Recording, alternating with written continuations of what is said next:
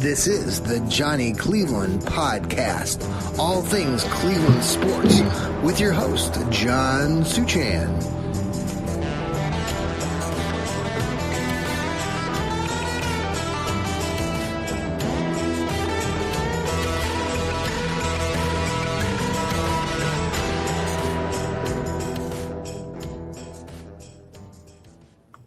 Well, good evening, everybody, and welcome to another episode of the Johnny Cleveland Podcast. I'm your host, John Suchan, and it's a Wednesday evening, last day of April 30th. We're going to talk about the Browns draft tonight, and that guy behind me, Shedeur Sanders, who's now a Cleveland Brown. We're going to talk about the other draft picks of the Brownies. We're going to talk a little bit about the Cavs and the Guardians. All things Cleveland sports, right? Hope you're having a great evening and hope you're having a great week. We're getting closer to the weekend. Tomorrow night on the Fanatical Elves Network, we will have the Fanatical Elves show. We're going to be coming to you live a little bit later, so send us your comments and your questions that you have about the draft, about the Brownies. Tomorrow night we'll be at 9 o'clock. Usually we are on at 8, but we've got some things going on beforehand, or I do.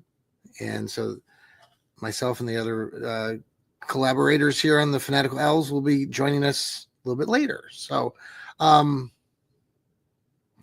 to talk about the draft. Now, I do want to give up a shout out to my colleagues out there where I work, my day job.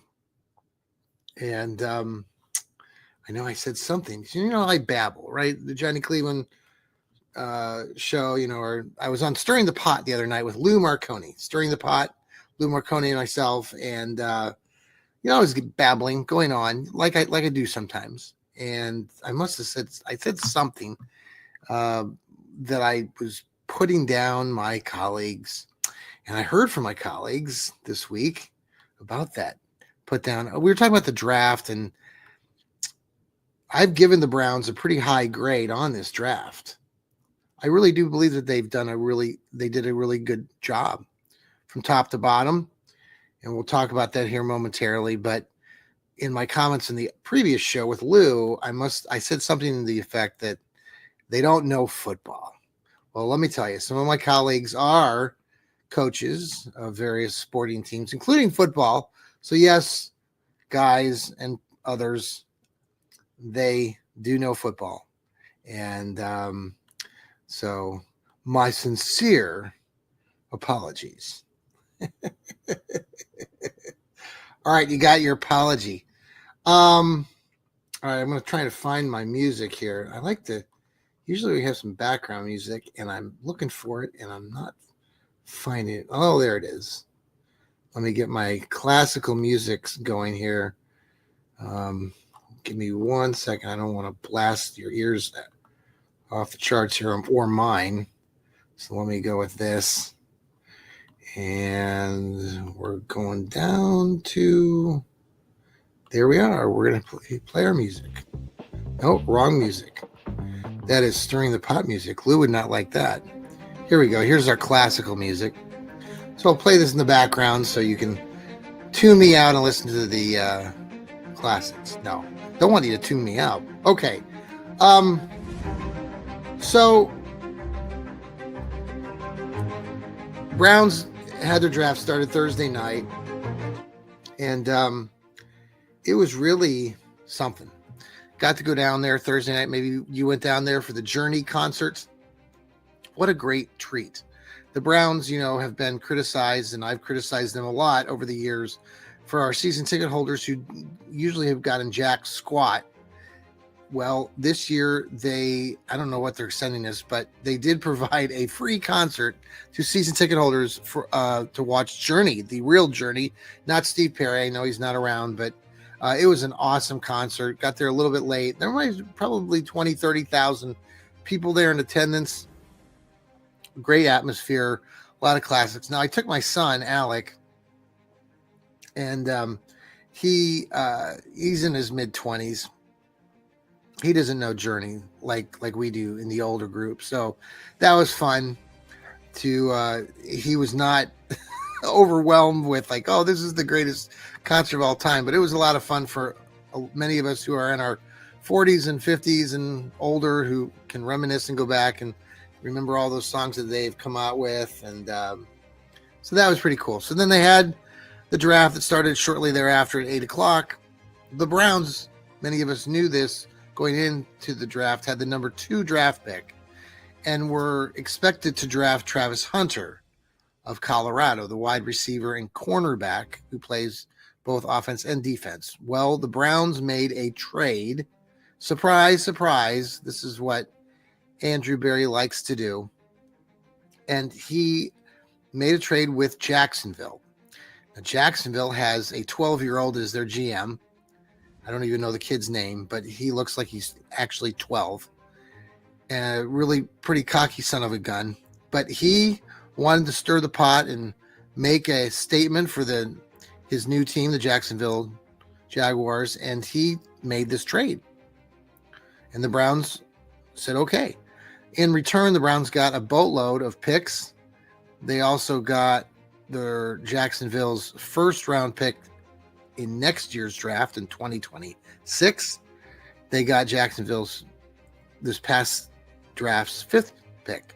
So the Browns picked 5th. Travis Hunter was picked by Jacksonville Jaguars. There were a couple picks in between there, and at 5, Mason Graham was drafted by the Browns, who played for the team up north. Mason Graham, a defensive lineman, will be very good for the Browns and could be there in that position for the next decade or more. Some people are complaining about his size, his short arms, and various things, but Mason Graham is a very steady, solid player. He's not Siki Iki, the guy that the Browns tried drafting a couple of years ago from Baylor in the 3rd or 4th round. This is potentially a top 5, top 10 at the very least, best player in the country. So he will help the Browns defense. So that's who they took at number 5. We then watched the rest of the draft. Some people thought that Shedeur Sanders was going to be drafted could have been drafted potentially by the Browns, but there was a lot of discussion going into the draft that they were going to maybe try to work their way back into it. The Browns would, and try to take Shedeur Sanders at the end of the 1st round. That did not happen. The New York Giants decided they were going to move back in to the end of the 1st round, and they took Jackson Dart, the quarterback from Ole Miss.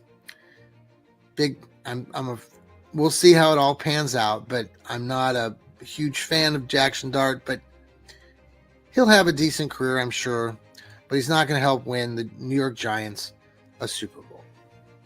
So that's what happened in the 1st round. So we all sort of we hung out there at the stadium. The Browns didn't make another pick. So be it. But what it did do is going into the 2nd round, it gave the Browns the 33rd pick, the 1st pick of the 2nd round, and the 36th pick. So there was a lot of speculation throughout the day. What would the Browns do on Friday when the draft reopened Friday evening? Well, the Browns took the kid out of UCLA, the linebacker, Carson. I'm not even going to say his last name because I'll screw it up. People complained about that pick. Some Browns fans complained about that because was a walk-on in his early part of the career and only had really 1 year. But he was so good in that 1 year for UCLA. And if you watch tape on this kid, he's a solid linebacker and he's going to do some great things in a Cleveland Browns uniform. Then at 36, the Browns got another pick, and this is when they took Quinshon Judkins, the Ohio State running back. It was Travion Henderson or Judkins, and they took Judkins, which I favored to be begin with before the draft even started. So I think it was a great pick. Junkins, shared the backfield with Henderson this past year. Junkins had played at Ole Miss. No, was it Mississippi? No, I think it was Ole Miss. He transferred to Ohio State and did some really great things again. If you watched him throughout the playoff series and some of the runs, some people say that he doesn't have breakaway speed. He's got a breakaway speed, but I'm not sure if it can carry him all the way to the end zone. There's one almost score. He kind of ran out of juice, but he's a knockdown, bulldozing kind of back. Big kid, not small. I think he's 6'6" for a running back. That's solid. So that's who they got at pick 36. So at this point in the draft, people nationwide and the Browns local media everyone's starting to talk about the fact that Shedeur Sanders has not been drafted. So this goes on for the second and third round. I believe in the third round, the Browns picked up their tight end, the Fannin, Harold Fannin, the tight end for Bowling Green. Good pick by the Browns. But the storyline continued to be, what the hell is going on with Shedeur Sanders? So we get to the end of the third round on Friday night, and at pick 92, it was traded to the Seattle Seahawks. Now, one of the quarterbacks that a lot of people had on the Browns bingo card was this kid out of Alabama, Jalen Milroe, the quarterback, also kind of a slash running back. He had like 800 yards rushing in his last season as a Alabama for the Alabama Crimson Tide. Let me drink a sip of my Diet Coke here because I'm parched. So we get to that point, 92.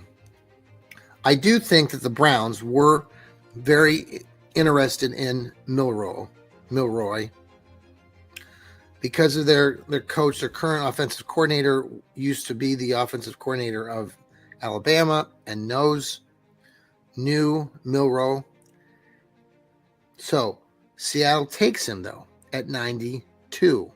The Browns had picked 94. Now, according to different analysts, local people like Tony Grossi, people were on. He's reported that on the draft board that the Browns had Dillon Gabriel ranked higher up in their rankings, even higher than Shedeur Sanders. And lo and behold, at pick 94, some people thought maybe this is where the Browns are going to take Shedeur Sanders. They instead took Dillon Gabriel, the small in stature, 5 foot, barely 5 foot 10 or 11 when he jumps, maybe. I know a lot of you like Dillon Gabriel, and he's done some good things. People will point out, oh, he set the record for so many yards in college, 15,000, blah, blah. The kid spent 6 seasons in college football. He's going to be 25 years old, folks. It's kind of goes against the guardrails, supposedly, that Andrew Berry tries to stick to, all these silly terms and things that people like to bring up. Well, they're not in the guardrails of. So anyhow, Gabriel is that pick. Kind of shocked everybody. So this is at the end of round 3. So at this point, we're like, what the hell just happened? It's so, well, some of us did, including myself. Some of you didn't, but the Gabriel pick was a real head scratcher, and it really put a damper on a pretty productive rounds 2 and 3. So this leads us into round 3 on Saturday. Now we roll through round 4, and then still Shedeur Sanders, the most polarizing figure in college football this season, or the last couple of seasons, still not been drafted. There's a lot of people out there locally and in the national media at this point who are talking about collusion and what's going on. And you've got high profile analysts just jumping off the deep end, like Mel Kiper. It was nuts. So Steve Gill, my colleague here at the Fanatical Elves, and I started doing our show Saturday afternoon covering the draft.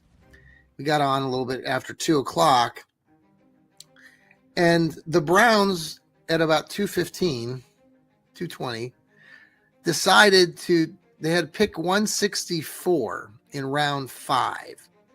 They made a trade, and I'm trying to double check who they made the trade with. I don't know if it was, they jumped ahead of Philly. I'm sure of that. I'm pretty sure of that.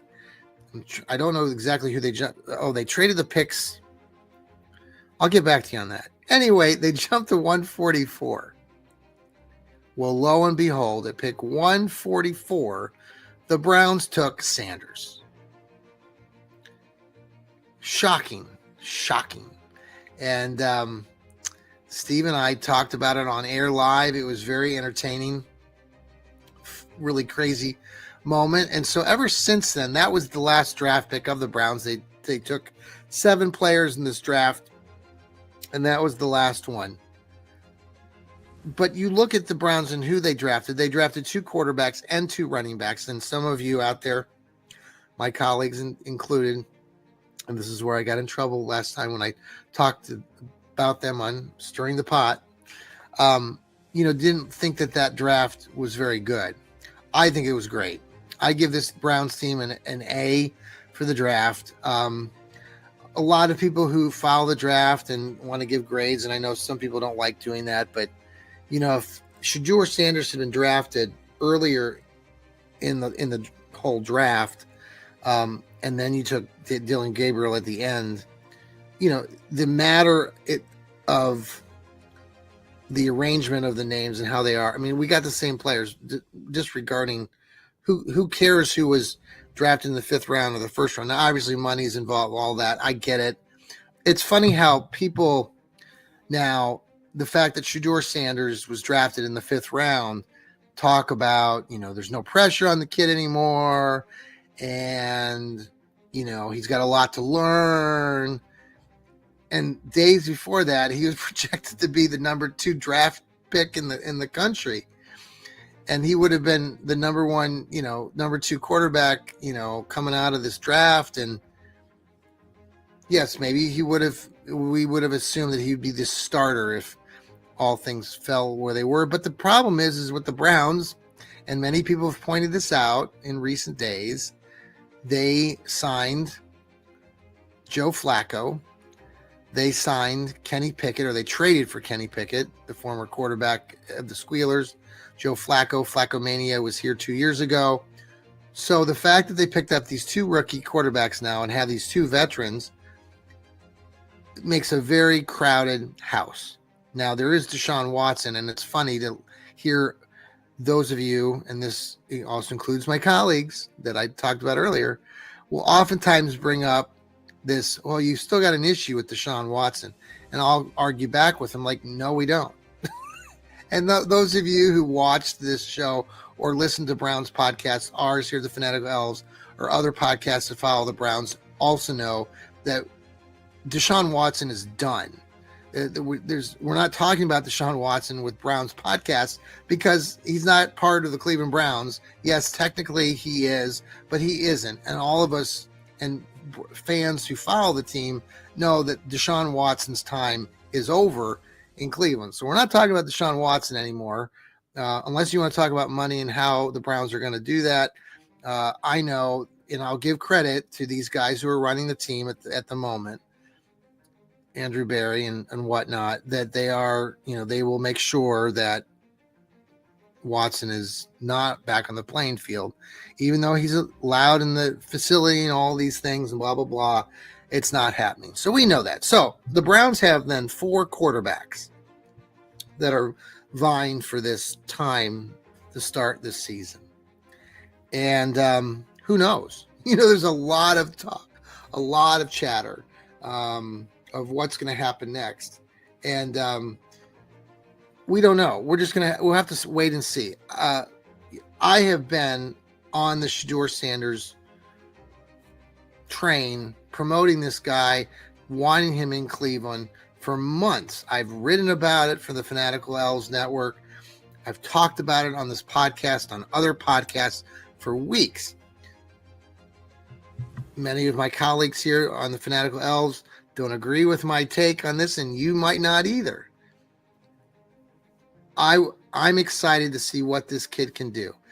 There are a lot of you who will argue, well, the NFL, he wasn't drafted in the 5th round. He wasn't drafted till the 5th round because that was really where he should have been. That was his value. Or actually he was overvalued. That's why Stefanski and Barry talked about, like, drafting him in the 5th round. He probably should have been taken a lot sooner than that. And they knew that they were getting a bargain for a kid that's going to be a really, really, really good football player.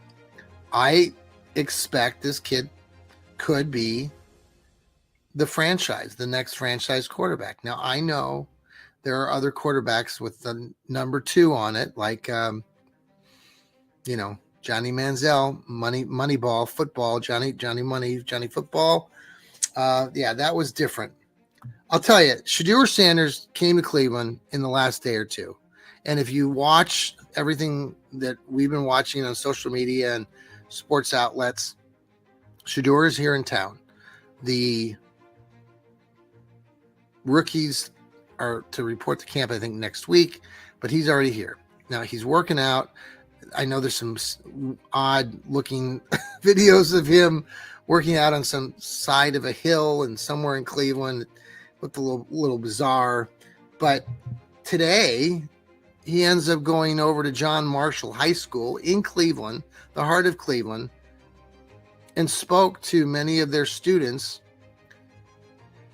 Just a really cool thing. I would strongly recommend all of you go watch those videos that were released. There wasn't a lot of, from what I understand, there weren't a lot of notifications to the local media about this event. There were people in the local media there, but it was not like something that we all knew was going to happen. He showed up at this high school, spoke to these kids, talked about perseverance, talked about a lot of cool things. Now, many of you know I work at a high school, and this is something that, to see a guy like Shedeur Sanders, a young kid himself, guys, he's a pup. He's in his early 20s. I mean, he's got a lot of learning to do. We all know that. So it was cool to see him interact and talk to these other students who aren't much younger than him, and give some insight and how to fight through adversity, and the fact that he was drafted in the 5th round and not the 1st round. It does humble you. But he talked a lot in these conversations he had with kids, at least the videos and what I heard from him were, how you perceive things, how you take things. I talk about that all the time on this show and other shows. I know there are days, and this is my counseling coming out, but there are days that, not all of us are going to look at the same thing the same way. That happens all the time. But like Shedeur talked about, trying to put a positive spin on it, be positive about things, even though you might look at it negatively, he's going to look at it the other way. And that's what I like about this kid. He's a kid. He's not a Johnny Manziel. Now, look, I know there was a party that he had and a celebration. He's a celebrity too, folks. I mean, he can't get away from that. His father, Dion Primetime, is one of the most famous football players of all time. And even for that reason alone, that's where it's this conversation about how Shedeur can't play, or, he's just going to be a ho-hum. He might get cut, all this. Like, one, he's not getting cut for a lot of different reasons. A petty reason is the fact that his jersey sales are going through the roof, folks. If you pay attention to the NFL, his jersey is selling like it's going off the charts. He's got the number 1 selling rookie jersey. And yes, he was a 5th round draft pick. It's funny because everybody likes to say You know, he was a 5th-round draft pick. Yes, he was, but he could have been gone in the 1st round just as easily. There are reasons for that. You know, I could talk all day about it and babble on and ramble, but I'm not going to. So it's cool to see Shedeur at John Marshall High School earlier today, talking to the kids, and I think he'll do it again. These are things that he likes to do. It was interesting. He's a very not a low key kind of kid, but you know, his outfits, he's wearing a t-shirt and shorts going into this high school. And I know some of the arguments and people that are against Shedeur are talking about some of these things and how he presented himself in some of these previous interviews when he was getting drafted by certain teams or being investigated, looked at by some of these teams, and how he wasn't prepared. And based on what I saw today, the fact that he was at a high school dressed up in a t-shirt and shorts would suggest that he probably was doing that too with the interviews.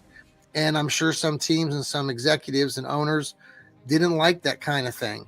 And, you know, kids come in all shapes and sizes, folks. So a lot of things have changed and are changing in our world. And these kids, these young kids are growing up in a time that is got a lot going on, and they're doing their best. So just, I think anybody who cannot see for what that's worth, what he did today, and probably likely for many times going forward in the Cleveland area to support the community, if you're petty enough to put any of that down or talk about it in some sort of negative spin to make it sound like he doesn't mean well or whatever, I think you're just dead wrong. And if you can't support a kid like this, you know, and you want to battle other people about it all day long, maybe you shouldn't be a Cleveland Browns fan. I have talked about this endless times, but there are a lot of you out there who are very, you know, you get very petty. You accuse and you put down my fellow colleagues. You put down the collaborators here with the Fanatical Elves, or you might disagree with. And it's good to have constructive criticism, and you can have an argument, you can have a back and forth, but there are too many times that some folks out there in social media land feel like it's their duty to say something mean or negative, and that just shouldn't be happening. So if you're one of those types of people, I just hope that you can find something better to do, because, you know, when you see a kid like Shedeur and what he did and what he's going to do to try to get better, we should give a lot of props to that. So let's pause here for a quick break here on the Johnny Cleveland podcast.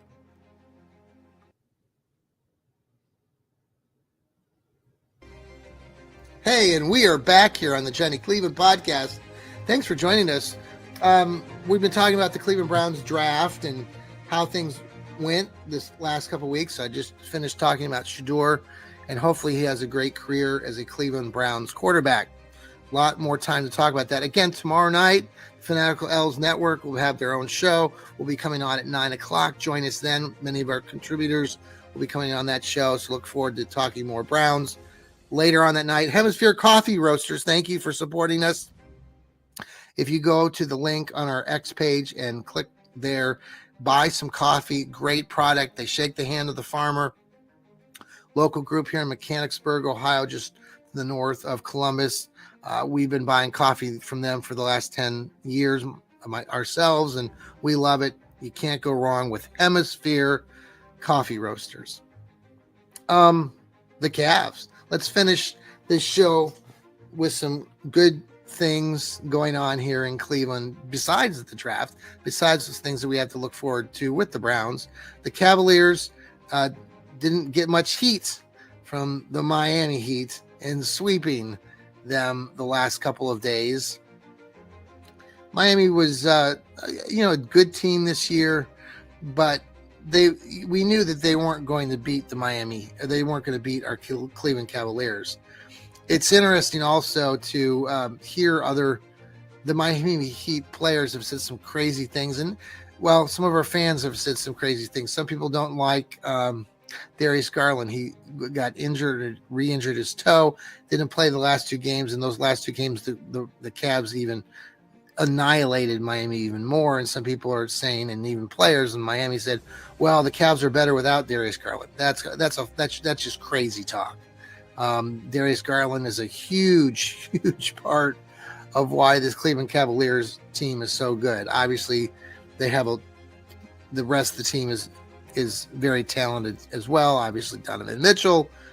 We can carry on, but I liked, Kenny Pickett. What he did, not Kenny Pickett, Kenny Atkinson, the Cavs coach.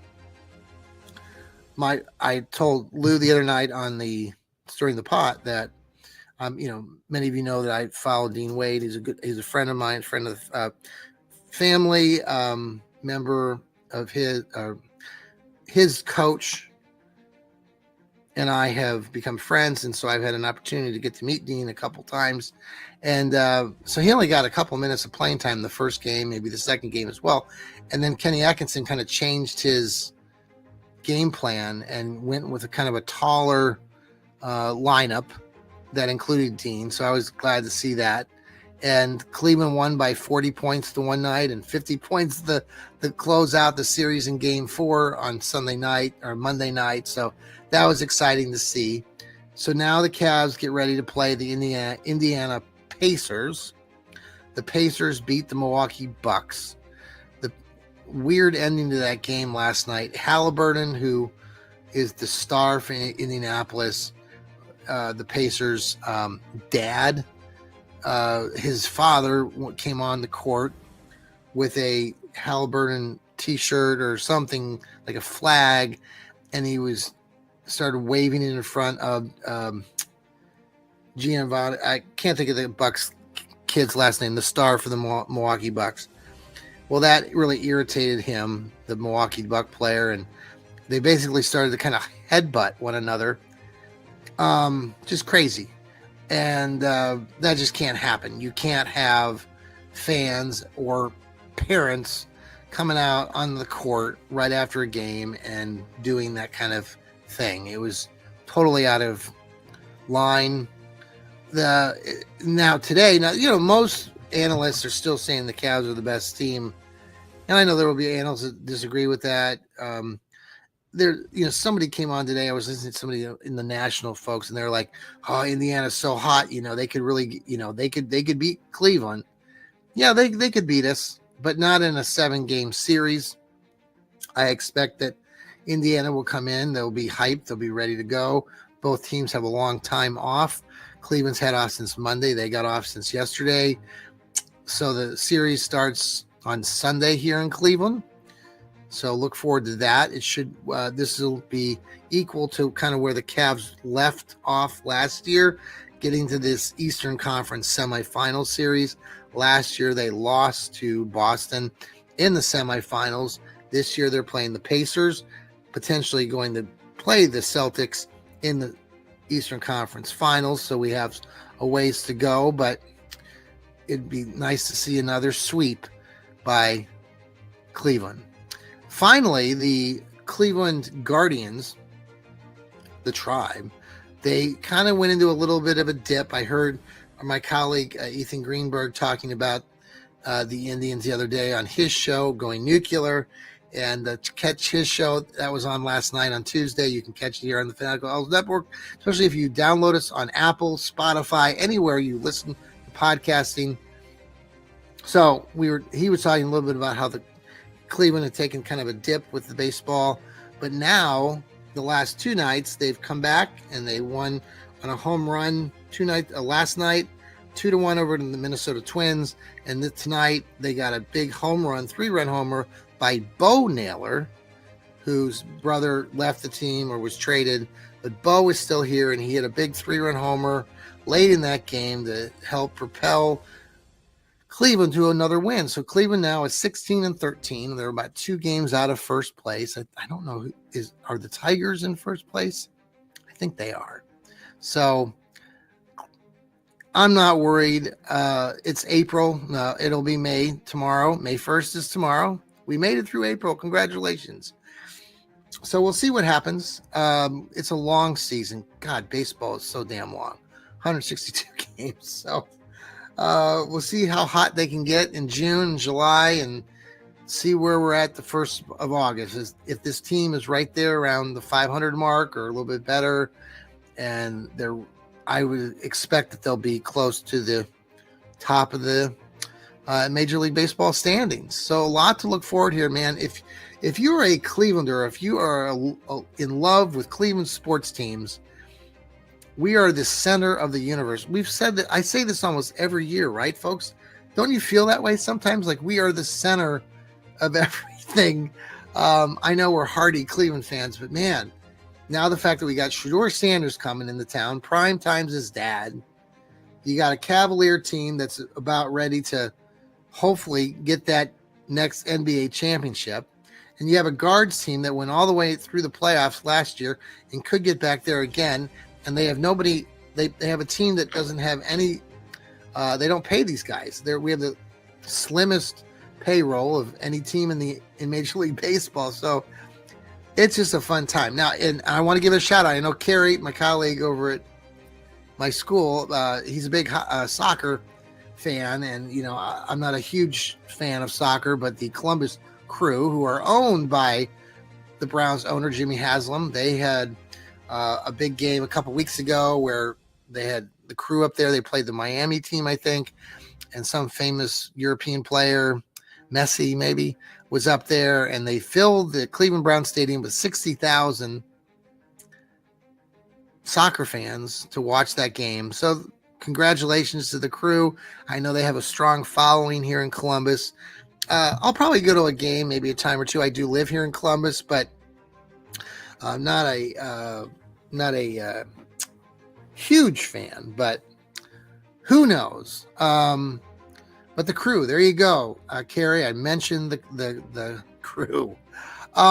That's all I got tonight here on the Johnny Cleveland podcast. Again, I'll be part of the Fanatical Elves show tomorrow night, Thursday. So tune in for that. We're going to definitely talk about Sanders getting drafted. We're going to talk about Nick Chubb. I will just briefly, I haven't seen anything in the last hour or two, but there were reports yesterday that Nick Chubb had been talking to the Chicago Bears on a deal. When I talked to Lou the other night, we were, and we had said this before the draft, that Nick's probably talking to other teams as well, trying to kind of set that baseline of what he can come back to Cleveland and say, this is what they're going to offer me. Can you offer me the same? So we'll see how that pans out. I know many of us would be crushed if Nick Chubb leaves. I know some of you, though, will say, well, he's getting older. It's a business decision. He's going to be 30, all this, blah, blah, blah. But, folks, if you're not, I don't believe you're truly you don't understand Nick Chubb is the heart and soul, the beat of the Cleveland Browns. He had been, and I know when he went down with that injury 2 years ago, year and a half ago against the Squealers, it was so devastating. The fact that he came back, some of you have said, oh, he's not the same guy. And he's like, I get it. I know he's maybe slowed down, and then he broke his foot at the tail end of last year. But, he's out there promoting himself, the videos of him, it's tremendous. This guy is tremendous, unique, more than he's a special player that you aren't going to be talking about that kind of player probably ever again in your lifetime. And I don't think people really, really understand how, what a great player he is. And to lose that kind of player on a franchise that's already sort of discombobulated and I'll openly admit that I've talked about that. I know a lot of anti-Browns fans will say how, we're dysfunctional and stuff. And God, I've talked about that too. But it's spring, man, right? We're eternally hopeful. It's springtime. Things are blooming and people are hopefully positive about their sports team. So we'll see what happens with Nick Chubb. Maybe we'll have some more news tomorrow or by Friday. But until then, have a very good night. And remember, too, that's right, keep smiling. See ya. Go Cleveland.